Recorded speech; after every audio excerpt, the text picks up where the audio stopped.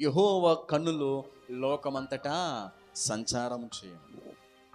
నీ భర్త చూడకపోవచ్చు, నీ భార్య చూడకపోవచ్చు, నీ పిల్లలు చూడకపోవచ్చు, నీ తోబుట్టులు చూడకపోవచ్చు, నీ స్నేహితులు చూడకపోవచ్చు, సంఘంలో సేవకుడు చూడకపోవచ్చు, సంఘంలో నీ సహోదరులు చూడకపోవచ్చు. కానీ ఎవరు చూస్తున్నారు? నిన్ను కలుగు చేసిన దేవుడు ఆకాశం ముందు ఉన్నాడు. ఆయన చూస్తున్నాడు. ప్రతి దానికి లెక్క ముగించే వెళ్తాడు ఆయన. అనుకుంటున్నాం పనిష్మెంట్ ఉండదులే, ఎవరు చూడలేదు కదా, మనం దొరకలే అనుకుంటా ఉన్నాం. మనం దయచేసి మన లెక్కను ముగించేవాడు ఒకడు ఉన్నాడు, ఆయన చూస్తాడు. దేవుడు ఒకేసారి లెక్క ముగించే టైం వస్తుంది. ఒకేసారి లెక్క ఎలా ఉంటుంది తెలుసా? ఒక సునామీ వచ్చినట్టుగా, ఒక కరోనా వచ్చినట్టుగా ఉంటుంది. కొన్ని చదువు పర్సనల్గా లెక్క ముగించేది దేవుడు. చూసారా? దేవుని పనిష్మెంట్ మన వరకు రాకుండా ఉండాలంటే, దయచేసి దేవుడి కోపానికి మన గురి కాకుండా ఉండాలంటే, దేవుడు చూస్తున్నాడనే భయముతో మన భక్తి చేయాలి. ప్రభు మహిమ గలని గారు.